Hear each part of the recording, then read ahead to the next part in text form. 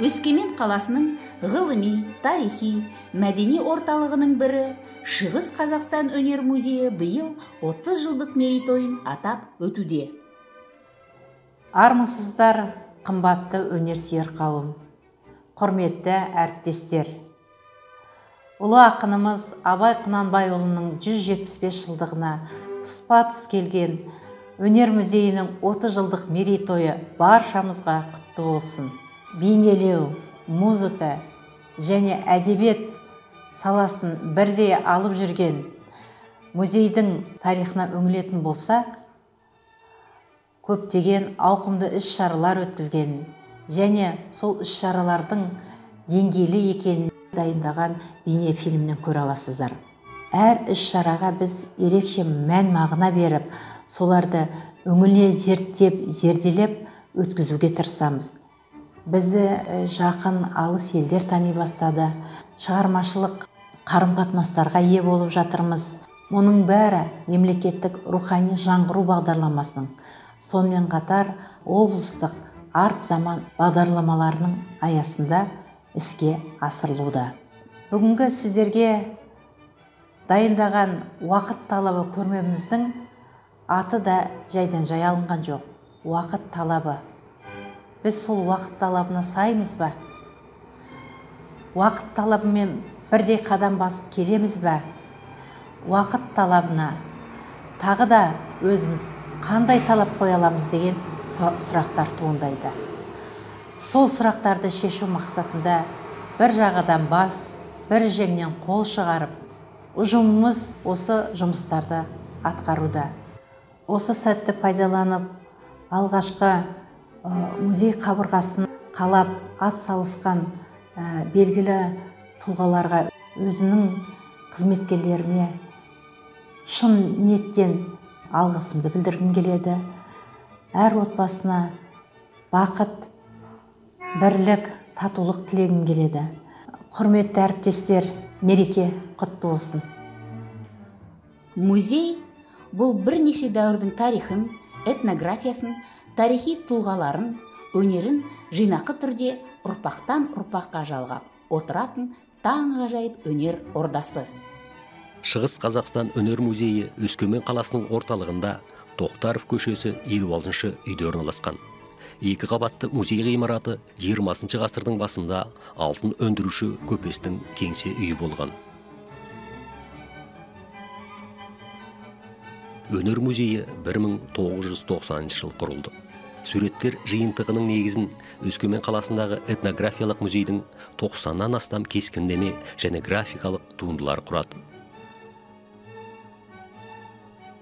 1991 жылы Агейкиндер жанұясы музейге КСР суретшілер одағының мүшесі Леонид Агейкиннің 1000-нан астам картинасын табыстады.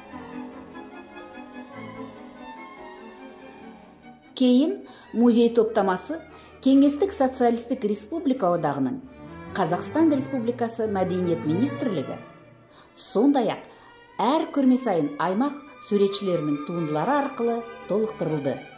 Музейдің жарқын тарихының қалыптасуына музей қызметкерлерінің әр қайсысының қосқан елеулі еңбегі үлесі орасан зор.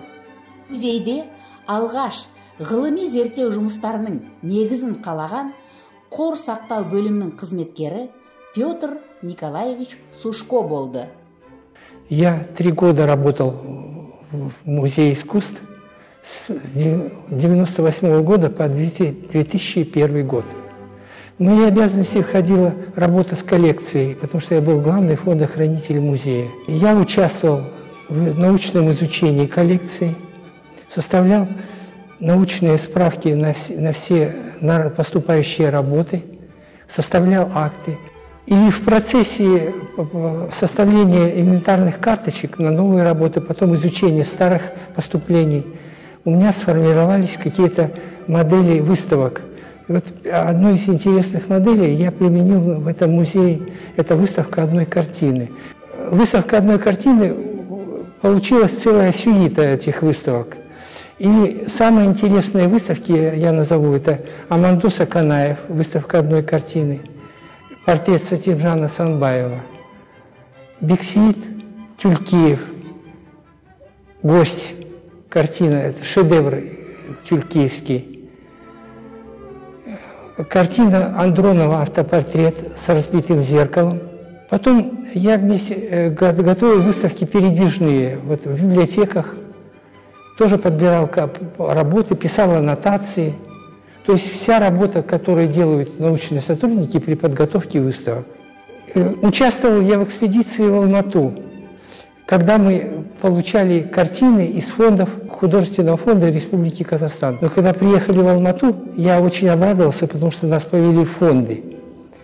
И я там вместе с художником Бердюгиным Анатолием отбирал работы для нашей коллекции именно казахстанских художников, которые актуальны. И перевезли в Усть-Каменогорск.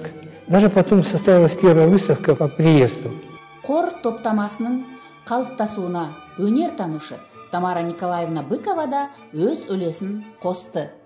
Когда я работала, музейную коллекцию формировали из разных источников. Через дирекцию художественных выставок город Алматы. Дирекция закупала работы у известных художников и потом уже могла их распределять по музеям.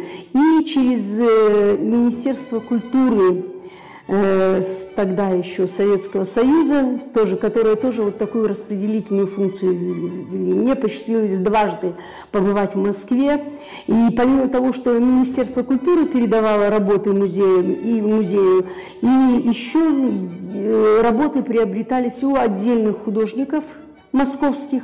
И вот тогда я побывала во многих мастерских, и благодаря этому удалось приобрести в музей работы теперь уже известных московских художников. Уважаемые коллеги, дорогие друзья, мне бы хотелось весь коллектив поздравить их с праздником.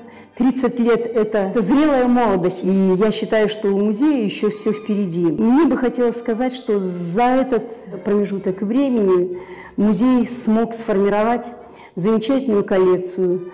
Ну и я благодарна судьбе за то, что мне посчастливилось внести свою лепту в формирование коллекции музея. Соңғы жылдар ішінде біздің қор ғылыми жүйелі болып қалыптасты. Бұл музейдің Қазақстан халқының мәдени мұралары мен дәстүрлерін сақтауға бағытталған құрылым ретіндегі басты жетістігі. Онда отандық бейнелеу өнері дамуының негізгі кезеңдерін құрайтын суретшілердің барлық туындылары жинақталған. Атап айтсақ, Қазақстанның көркем сурет мектебінің негізін қалаушы Әбілхан Кастеевтің туындысы, рухани жаңғыру мемлекеттік бағдарламасы және арт заман аймақтық жобасы аясында сатып алынған 60 жылдардағы суретшілердің құнды топтамасы Салихиддин Айтбаевтың, Шаймардан Сәриевтің, Бақтияр Тәбиевтің, Мағауия Аманжоловтың керемет көрмелері. Сонымен қатар, заманауи суретшілердің көптеген кескіндемелік және графикалық жұмыстары бар. Қазіргі кезде көркем сурет өнерінің қоры 4,5 мың экспонатты құрайды. Цифрлық Қазақстан бағдарламасын жүзеге асыру мақсатында музей қорының 8366 данасы сандық форматына ауыстырылды. Музей өмірінде елеулі шаралардың бірі 2017 жылдан бері рухани жаңғыру бағдарламасы аясында арт заман жобасы шеңберінде өткізілетін суретшілердің пленері. 2018 жылдың жазында Ұлан ауданының Көктау демалыс орнында аймағымыздың түкпір-түкпірінен келген 20 суретші қатысқан Алтай Қазақстан жауһаратты республикалық пленері бейнелеу өнерінің серпінін сезінуге, шығармашылық принциптерін ұштастыратын, туған табиғаттың шексіз сұлулығымен туындайтын рухани тербелістерді сезінуге мүмкіндік берді. Ал 2019 жылы Ұлы даланың құндылықтарын әлем халқына таныстыру мақсатында облыс басшысы Даниал Ахметовтың бастамасымен Ұлы дала палитрасы атты халықаралық пленері өтті.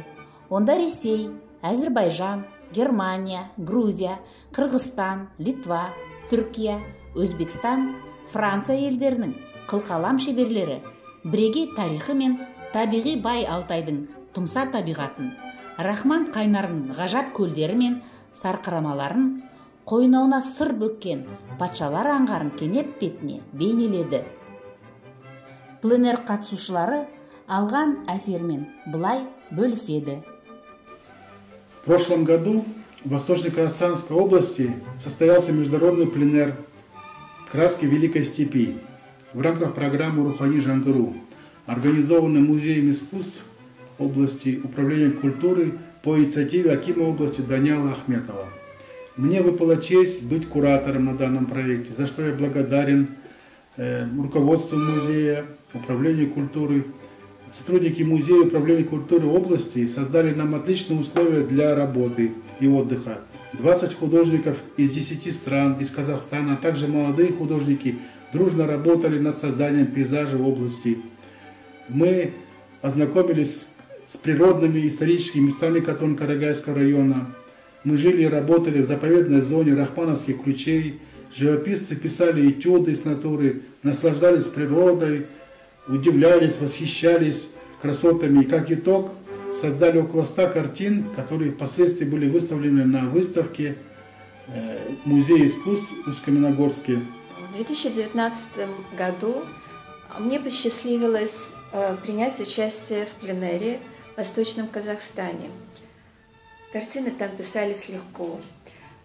Сама природа ложилась на холст своими красками. А по окончанию пленэра была выставка в музее, очень хорошо организованная. Я хочу поблагодарить всех организаторов этого пленэра, работников музея, потому что они отнеслись ко всей этой организации с такой теплотой, с тщательностью, с вниманием к каждому художнику. И всех участников, кто был с нами на пленэре, потому что остались прекрасные воспоминания. Музейде өнердің барлық түрлері бір-бірін толықтырып отырады. Ал әдебиет пен музыка суретшілерге сюжеттік туындыларды жасауға көмегін тигізеді. Бізде аз болса да, бірақ құнды әдебиет авторларының, соның ішінде Абай Құнанбайұлының бағалы туындылар жинағы бар. Әдебиет қор бөлімі қор сақтаушы Станислав Евгеньевич Чернухтың бастамасымен ашылды. Қорда қазақстандық және шетел авторларының құнды еңбектері бар. Жазушы Мұхтар Әуезовтың таңдамалы шығармалары, 2 томдық Абай жолы кітабының алғашқы басылымы, жазушы драматург, журналист Оралхан Бөкейдің әңгімелері мен таңдамалы шығармалары жинағы, Машинкада басылған Александр Волковтың, Павел Васильевтің құнды еңбектері бар. Көптеген жазушылар мен ақындардың кітаптары да әдебиет қорынан лайықты орын алды. Жерлес ақынымыз Серік Ғабдуллин, Серік Байхонов, Александр Егоров, Геннадий Пусеп, Борис Щербаков, Елтай Тұрлыбаев еңбектерін атап өтуге болады. Музейдің құрылғанынан бастап, дербес баспа жұмыстары жүргізіле бастады. Өнер әлемі газеті, арт елі кітаптарының тұтас сериясы жарық көрді. Талғат Тәтиевтің, Шангеле Ибраевтың, Борис Французовтың альбомдық каталогтары, пленарлық каталогтар және балалар көрмелері байқаулары, Мағауия Аманжоловтың үлкен альбомы, Абай Құнанбайұлының 175 жылдығына орай Абай әлемін аш кітабы жарық көрді. Авторы Шығыс Қазақстан өнер музейінің қызметкері Мартынова Лариса Ивановна. Музей тарихында Шығыс Қазақстанның барлық аймақтардың ақындарының басын қосқан Еркін шабыттың тарту атты облыстық ақындар байқауы теңдесі жоқ ірі әдеби жобасы болып есте қалды. Көктем еді, көктем деген шақ қана, өмір солай алғаш рет бір шоғын тастай салды жүрек деген мақтама. Ауыл айын еске алам деп қияқты, жанарымнан жақұт күндер жияқты. Кәралтайға мұңым шағып, мен ойлап, қарындасым жылап тұрған сияқты. Я не в обиде на вас И говорю про запас. В грудь никого не толкал, грани любви не сужал. Дать вам в объятья готов чувства, охапки цветов. Радуясь новым рассветом, не забывайте поэта, он не в обиде на вас. Біздің музей алтын тұрғысын, Курдаков оқулары сынды жобаларды жетекшілік етіп бастады.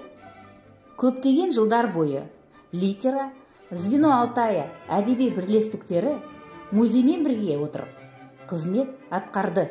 Областное литературное объединение «Звено Алтая», которое будет праздновать свое столетие в следующем году, и Казахстанское объединение Союза писателей России от всей души поздравляет коллектив Музея искусств с 30-летием. С Музеем искусств мы связаны многие годы.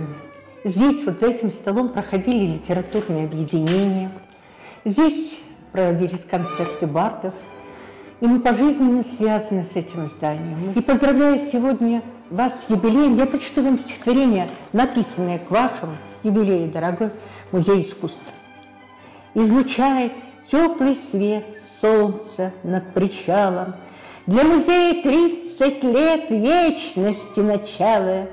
Здесь хранится в тишине годы и эпохи, и поет душа во мне, и рождает строки гимна вашему труду. Пусть хранят вас музы, время то скользит по льду, то ложится грузом. Вы хранители его, как бы ни звучало. Я хочу, чтоб вам везло, как бы ни качало, чтоб шедеврами музей пополняло время. И друзей, друзей, друзей, молодое племя, чтоб сквозь годы лился свет. Что бы ни случалось, для музея 30 лет вечности начала. Долгой вам жизни, процветания и счастья. И эти сентябрьские хризантемы тоже для вас. Музейдегі кез келген іс-шара музыка, ән, аспаптық өнермен тығыз байланысты. Біз әсіресе жер жаңғырығы атты қазақ музыкалық аспаптарының коллекциясын мақтан тұтамыз. Оны құруда әдеби музыкалық бөлімінің қызметкері Қарлығаш Қасенқызы Қонафина үлкен үлес қосты. Біз 2005 жылы осы мұражайда жай ғана қысқа мерзімді көрме ашқан болатынбыз осы музыкалық аспаптар бойынша.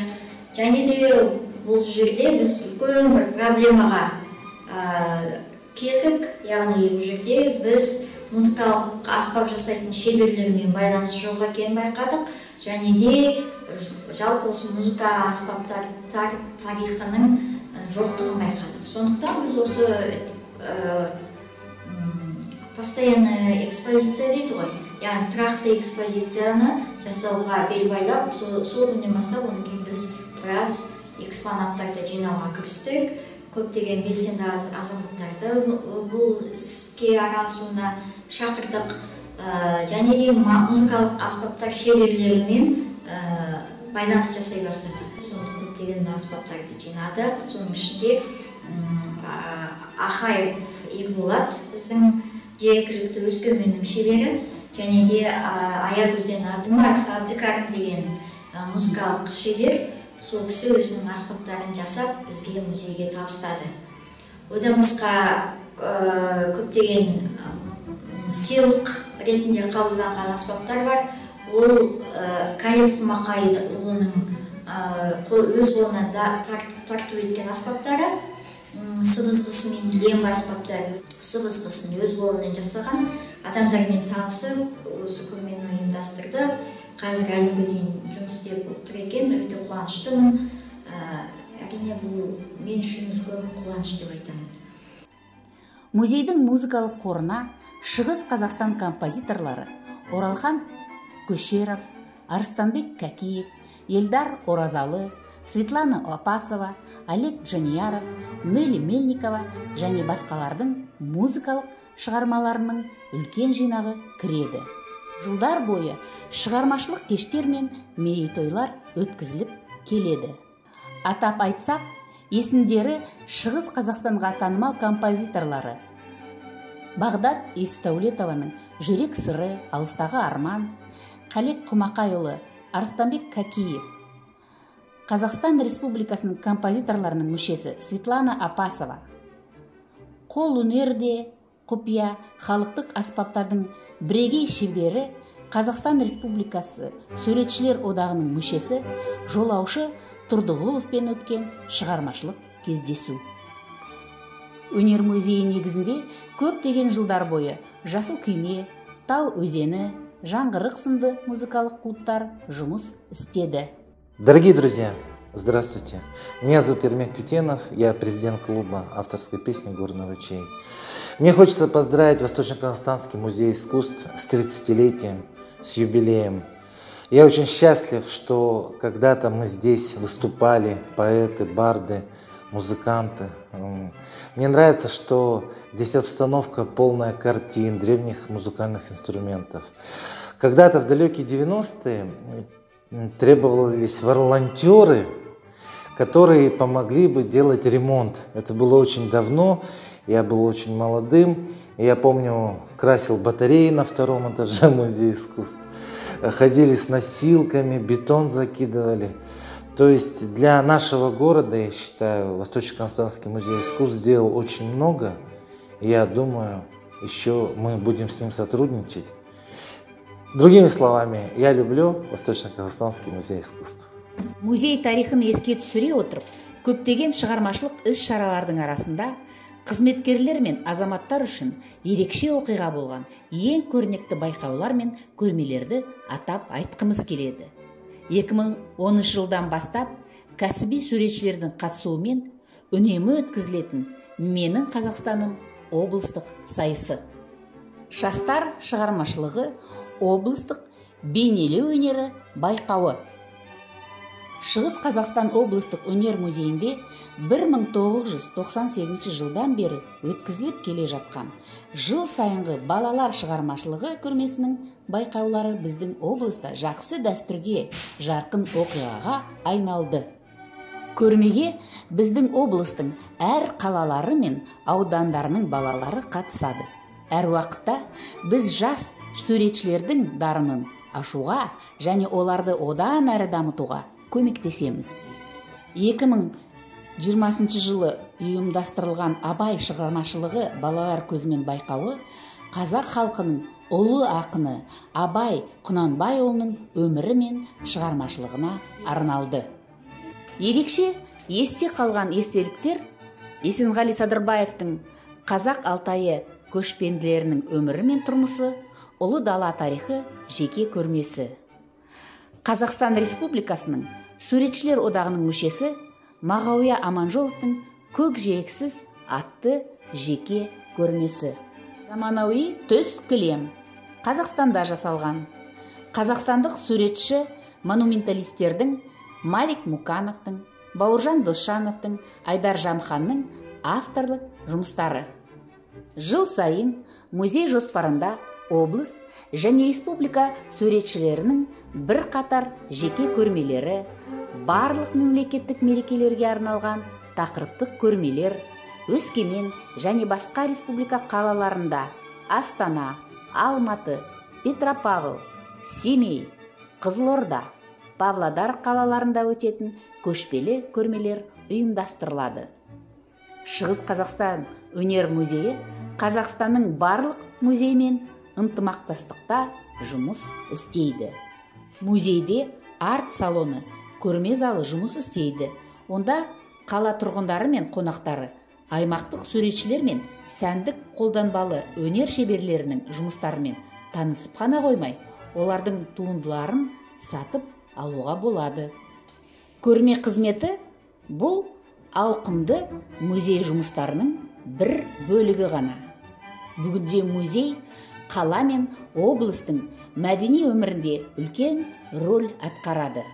Өнер музейінде жоғары деңгейде рухани жаңғыру бағдарламасы аясында көптеген іс-шаралар, республикадағы барлық мемлекеттік мерекелер мен айтулы күндерге арналған мәдени іс-шаралар және ақындармен, жазушылармен шығармашылық кездесулер, тақырыптық кештер өткізіледі.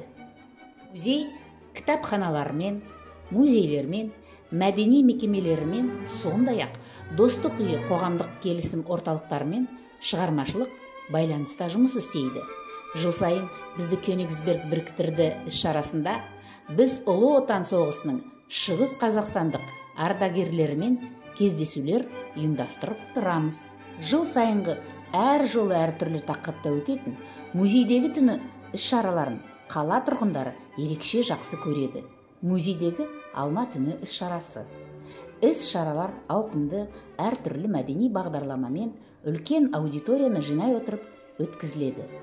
Биылғы жылы музейдің есіктері карантинге жабылған кезде біз өз жобамызды ғаламтордан тіпті одан да көп көрерменмен жүзеге асырдық. Биылғы музейдегі түні Абай Құнанбайұлының туғанына 175 жыл толуына орай ұйымдастырылып, ғасырлар тоғысындағы даналық деп аталды.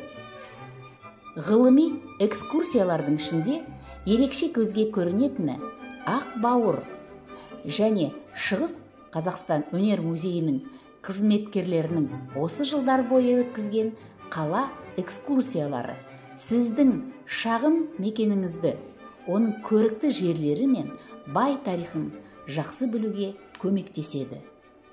Шығыс Қазақстан өнер музейінде балалар және жастар аудиториясымен жұмыс жасауға көп көңіл бөлінеді. Дәрістер кіші және орта буын өкілдері үшін әзірленіп өткізіледі. Абай әлемін ашу, Абай әлемі, Абайдың өмірі мен шығармашылығы туралы әдеби музыкалық композиция, қазақстандық және аймақтық авторлардың шығармаларының мысалдарын пайдалана отырып, жас ұрпақты патриоттық рухта тәрбиелеу бойынша барлық мемлекеттік мерекелерге арналған тақырыптық дәрістер. Наурыз мерекесіне арналған тақырыптық мәдени ағартушылық бағдарламалар, балаларды қорғау күніне арналған іс-шаралар, педагогикалық бөлім ұжымы қызметкерлері көптеген жылдар бойы мектеп жанындағы лагерлерге арналған жазғы акция шарасын өткізіп келеді. 1998 жылы музейде бүгінгі күнге дейін жұмыс істеп келе жатқан қуыршақ театры құрылды. Педагогикалық бөлім қызметкерлері қала мен облыстың балалар мекемелерінде өткізетін мемлекеттік және орыс тілдеріндегі қызықты музыкалық және әртүрлі тақырыптағы қуыршақ спектакльдері балаларға өте ұнайды. Музейде студенттер үшін және жеке қатысам деушілерге экскурсовод мектебі, сонымен қатар бейнелеу өнері студиясы жұмыс істейді. Шабыт жастар театрының дарынды балалары, халық артистер, Ағайынды Абдуллиндер атындағы өнер училищесінің студенттері. Әрине, музейдің жан-жақты жұмысын қысқаша фильмде көрсету, сипаттау мүмкін емес. Бұл жұмысқа қаншалықты сүйіспеншілік, жүрек пен жан салынды. Осының бәрін болашақ ұрпаққа мұра етіп қалдыратынымыз біздің мақтанышымыз. Міне, осы музейдің заман талабына сай жұмыс істеуі, оған жан дүниелері мен жүректерінің жылылығын жұмсаған адамдардың арқасы. Уақыт талабымен музей құрылымы үнемі өзгеріп отыруда және қазіргі күні музейде 4 секторы бар. Қор бөлімі, экспозиция және көрме жұмыстар секторы, экскурсия және бұқаралық жұмыс секторы және музей педагогикасы, маркетингтік технологиялар секторы. Музей қызметкерлері шет мемлекеттерде, республикалық және облыстық деңгейінде өтетін конференцияларға, фестивальдарға, форумдарға және семинарларға қатысып, өз біліктіліктерін үнемі көтеріп отырады. Нұр-Сұлтан қаласындағы Қазақстан музейлері жаһандық бәсекеге қабілеттілік республикалық форумы, Қазақстан Республикасының ұлттық музейінде Нұр-Сұлтан қаласының рухани қазына мәдениет және өнер саласындағы ұйымдар мен қызметкерлердің фестивалі, сурет мұғалімдерінің қалалық конференциясы және басқалар. Шығыс Қазақстан өнер музейінің мерейтойына орай музейлердің, суретшілердің, республиканың әр түкпірінен, тіпті шет елдерден келген және бұрынғы қызметкерлерден көптеген құттықтаулар келіп түсті. Біз олардың бір бөлігін ғана жарияладық, ал қалғаны музей қорында сақталады. Уважаемые коллеги, дорогие друзья! От имени Государственного музея искусства имени Абылхана Костеева я с большой радостью поздравляю вас с юбилейной датой, 30-летием с момента основания Восточно-Казахстанского музея искусств. Любой юбилей – это всегда прекрасный повод задуматься о достижениях. И сегодня ваш музей – одна из совершенно замечательных художественных коллекций на территории нашей страны. Мы очень рады нашему сотрудничеству, поскольку между нашими музеями закрепились крепкие профессиональные отношения, и множество замечательных проектов состоялось за это время. Это и запоминающийся яркий республиканский пленэр 2018 года, прекрасная выставка Аманжолова из фондов Государственного музея искусств имени Костеева, который вы приняли у себя, постоянное участие ваших сотрудников в нашей конференции «Костеевские чтения» и многие-многие другие проекты. Құрметті Шығыс Қазақстан өнер мұражайының ұжымы, құрметті Бекайым Қасымханына, сіздерді осы өнер мұражайының 30 жылдық мерейтойы мерекесімен құттықтаймын. Енді сіздер осы еліміздің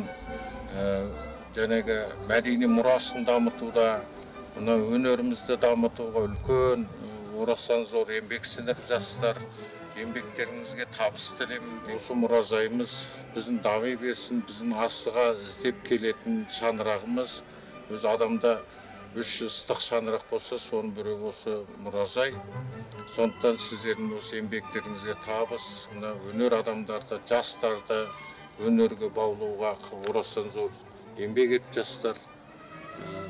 Өнеріміз жасай берсін.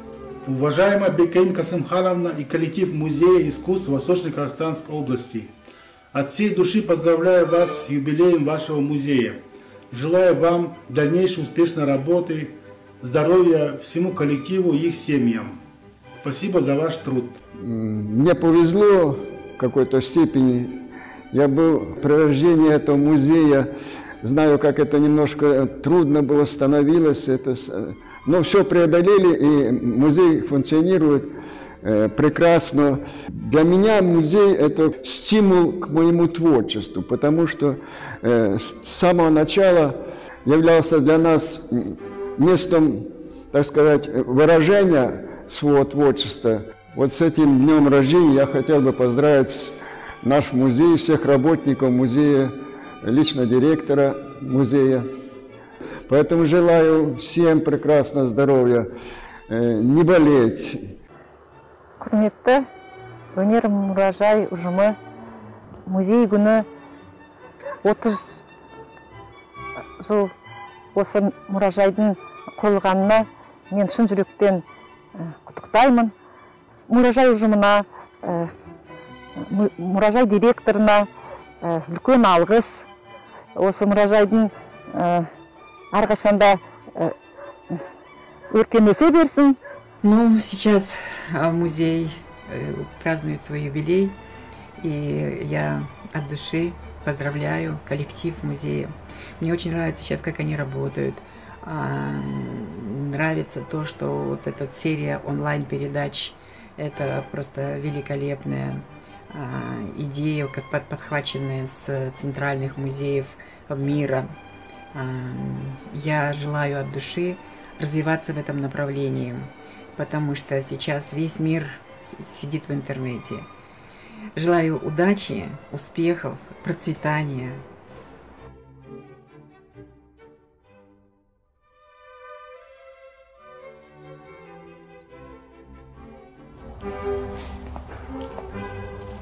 Шығыс Қазақстан облыстық өнер мұражайының 30 жылдық мерейтойымен Сәрсен Аманжолов атындағы Шығыс Қазақстан университеті және Шабыт студенттер театры атынан шын жүректен құттықтаймыз. Сіздермен бірлесе жұмыс істегенімізге біз өте қуаныштымыз.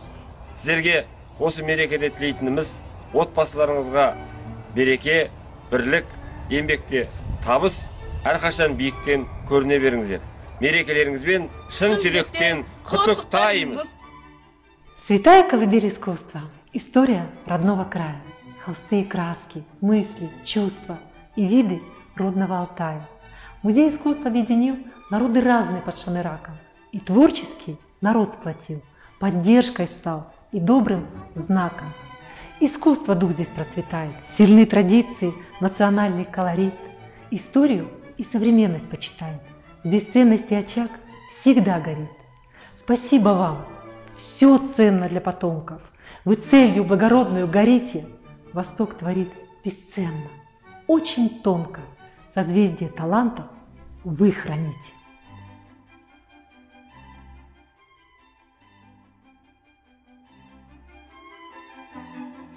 Ал біздің тарихымыз аяқталған жоқ. Ол жалғасуда. Және оны сіздермен бірге жазамыз. Сіздер үшін Шығыс Қазақстан өнер музейінің есігі әрдайым ашық.